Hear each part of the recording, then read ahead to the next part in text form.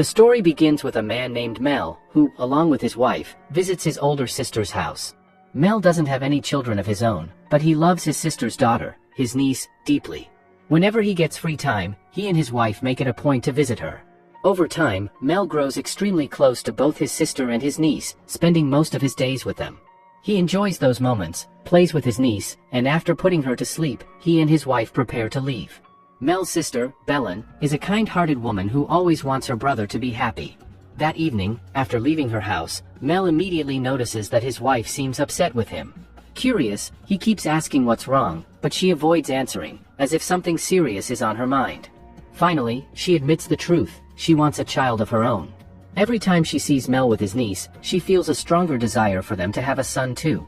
The confession surprises Mel. He also wants a child, but not yet.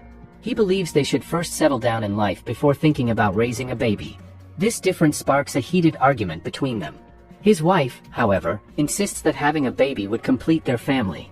Distracted and emotional, she accidentally swerves their car into another lane. A collision nearly occurs, but they manage to avoid it. Their car spins uncontrollably before coming to a stop. Relieved that nothing major happened, they barely catch their breath when suddenly, a huge truck crashes directly into their vehicle. The car is destroyed, and it's unclear who, if anyone, has survived. A year passes. It's revealed that Mel's wife didn't make it. Heartbroken and shattered, Mel now lives alone with just a cat for company. He struggles to cope with the loss, spends most of his time at home, and barely steps outside. One day, he sits in front of the television and sees breaking news about a dangerous virus rapidly spreading across the city. Authorities warn that the virus is airborne and extremely contagious. Infected individuals become highly aggressive and undergo strange bodily changes. The government urges everyone to stay indoors and avoid physical contact as much as possible. Scientists are still studying the virus, but they've identified its first variant. Though not immediately lethal, it alters human behavior drastically. Despite the warnings, Mel doesn't seem concerned. Since his wife's death, life has already lost its meaning for him. He often drives aimlessly to unfamiliar places, something he and his wife once did passionately together. But now, the passion is gone. On one trip, Mel visits a riverside where years ago his wife had bought a small boat. The boat still sits there unused. Deciding it's time to let go, Mel arranges to sell it. He brings a buyer, explains the boat's details, and begins the paperwork. Afterward, he heads to a supermarket, only to find crowds panic buying supplies in bulk. Families are stockpiling food and essentials, fearing the government might soon enforce a complete lockdown, preventing anyone from stepping outside. Mel, however, doesn't care much. He buys only a few things and heads back home. That night, he makes a video call to his sister Belen. His niece appears on the screen, and for the first time in a long while, Mel feels a spark of happiness seeing her smile. At this time, Belen was telling her brother Mel that her husband, being a soldier, was being transferred to a separate island for safety. That island was completely secure from the virus contamination zones. A bunker was being built there as well, stocked with natural resources, so they wouldn't have to worry about survival. Belen insisted that Mel come with them, but Mel refused at first, saying he wanted to stay where he was. Belen, however, knew her brother was completely alone after his wife's death. She kept urging him that, as a family, they should stay together during such a critical time. After repeated insistence, Mel finally agreed. Belen gave him all the details. He could easily reach the safe island by going through the nearest airport. She even arranged his ticket information.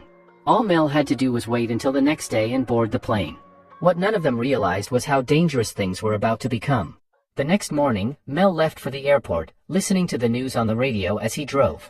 That's when he learned about the discovery of the virus's second variant.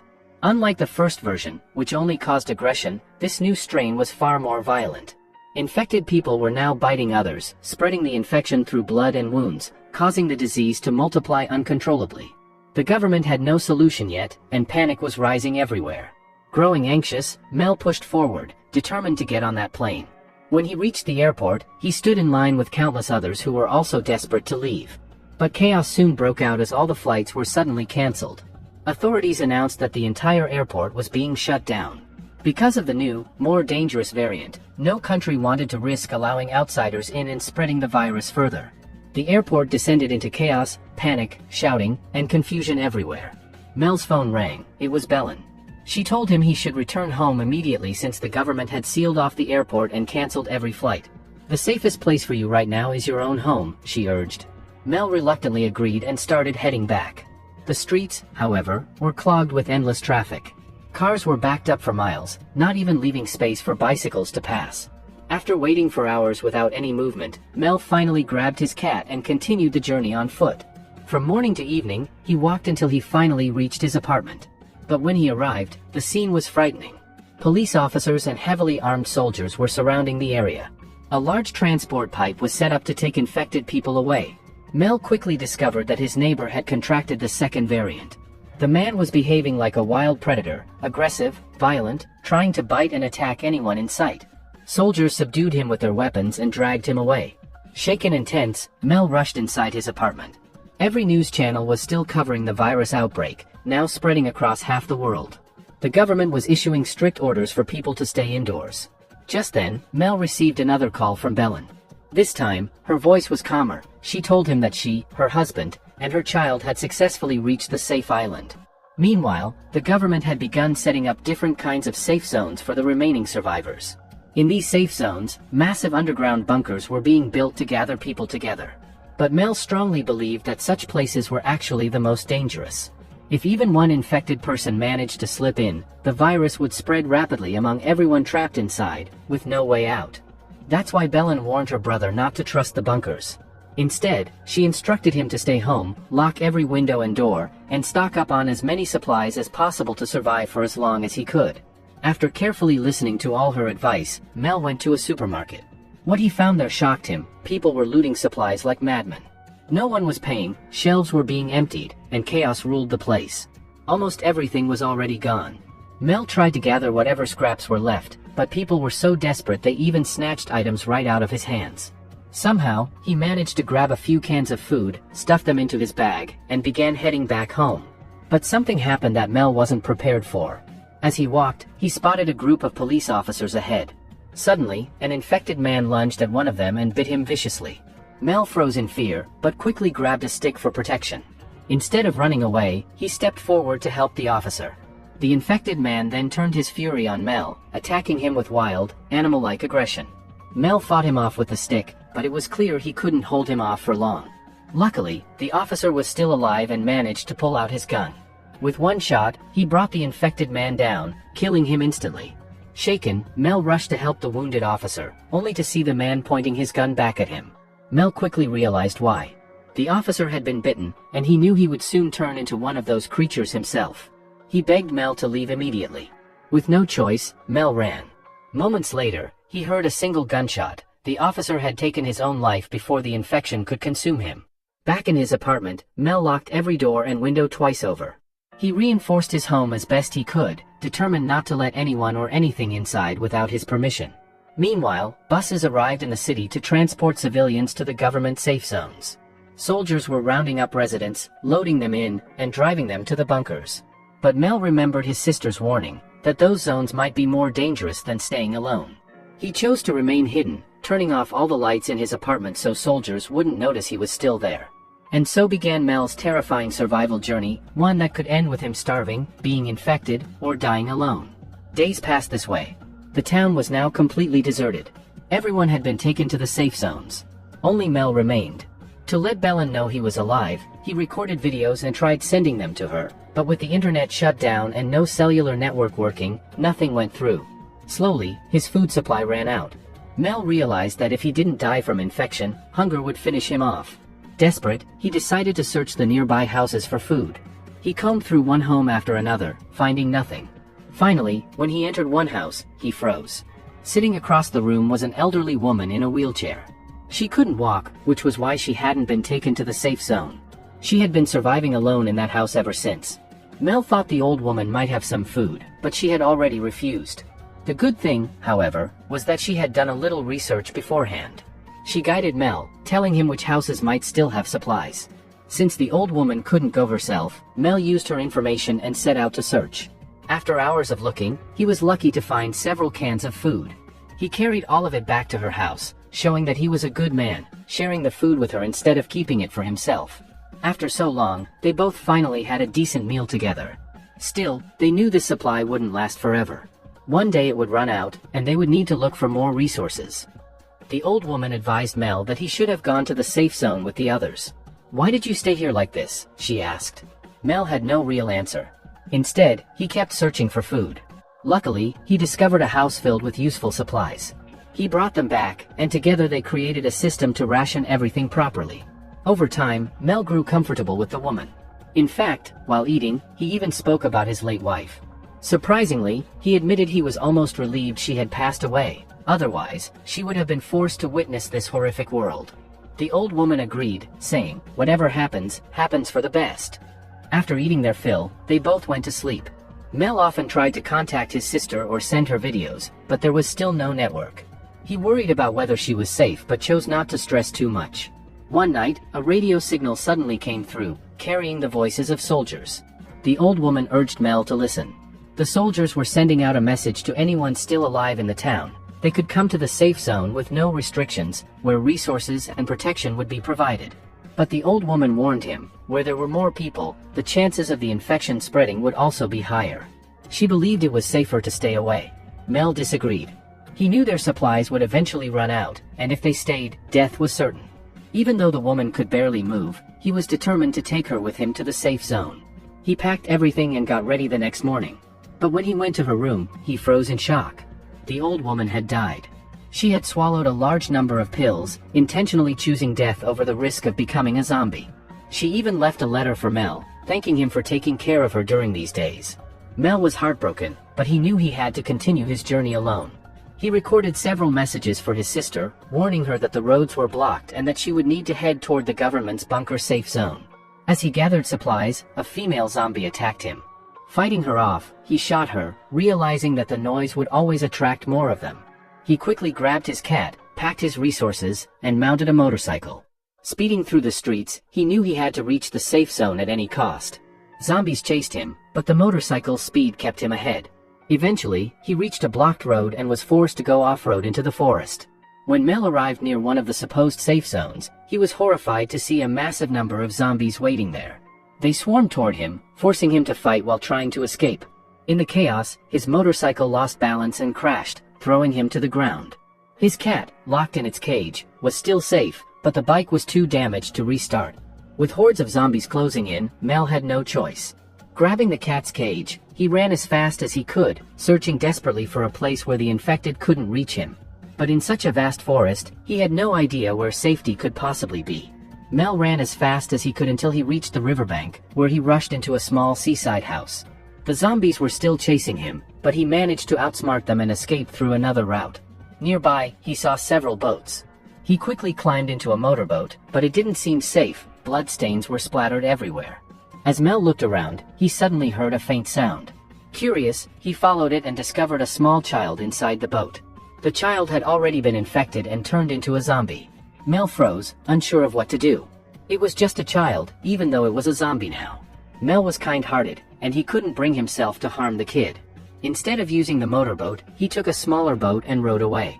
As he traveled further, Mel recorded a message for his sister, explaining how even the government's so-called safe zones had been overrun. So many people had been infected that no one could keep count anymore.